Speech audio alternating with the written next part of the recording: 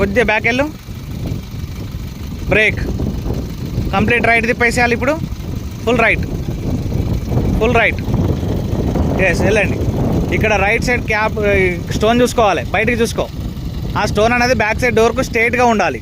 Okay, brake, brake. ఓకేనా, back side door or wheel స్ట్రైట్గా ఉండాలి. ఓకేనా, ఇప్పుడు రైట్ తిప్పితే ఇక్కడికి వచ్చింది కదా, కంప్లీట్ లెఫ్ట్ తిప్పేసాయి ఇక్కడ. అంటే ఇప్పుడు మీరు చేసే track capital H. Okay, complete left తిప్పేసాయి. సో జనరల్గా ఏంటంటే ఆర్టీఓ ఆఫీస్లో స్పీడ్గా వెళ్ళకుండా స్లోగా వెళ్ళడానికి క్లచ్ మూమెంట్ అనేది చెప్తున్నాను. ఓకేనా, రిలీజ్ చేయండి, బ్రేక్ రిలీజ్ చేయండి స్లోగా. ఎస్, ఇంత స్లోగా వెళ్ళాలి. వెళ్ళండి, నిదానంగా వెళ్ళండి. ఈ స్టోనే చూడాలి మీరు, ఇక్కడ ఉన్న స్టోనే చూడాలి. కనబడుతుంది, కొద్ది బ్యాక్ వెళ్ళండి, కొద్ది బ్యాక్. ఎస్, బ్రేక్ చేయండి. కనబడుతుందా? డిస్టెన్స్ ఉంది కదా, వెహికల్కు లైన్ చేంజ్ అయింది కదా. స్ట్రైట్ వేసుకోండి స్టీరింగ్. బస్ కొద్ది బ్యాక్ వెళ్ళిపో. సేమ్ అదే క్లచ్లో వెళ్ళిపోవాలి.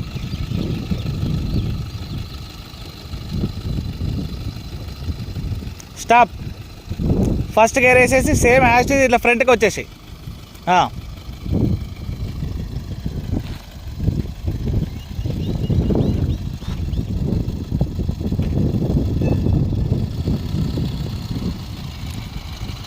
క్లచ్ నొక్కి బ్రేక్ చేయి. Reverse gearing.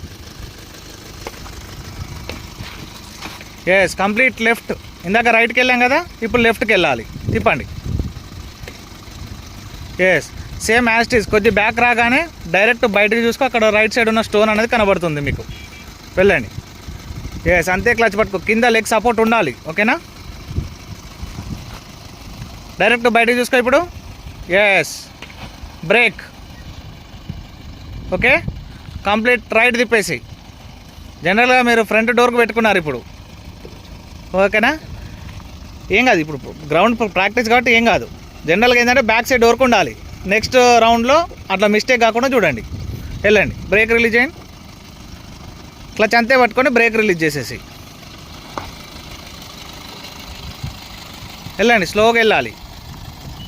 బ్రేక్, స్ట్రైట్ చేసుకో స్టీరింగ్. బస్ కొద్ది బ్యాక్ వెళ్ళాలి. సేమ్ కంప్లీట్ చేయాలన్నట్టు, ఆ లెవెల్ అనేది కంప్లీట్ చేయాలి. బ్యాక్ వరకు వెళ్ళాలి. Yes, very good. మళ్ళీ స్ట్రైట్గా ముందుకు వచ్చేసేయండి అమ్మ. కొద్దిగా రైట్ లైన్లోకి రావాలి.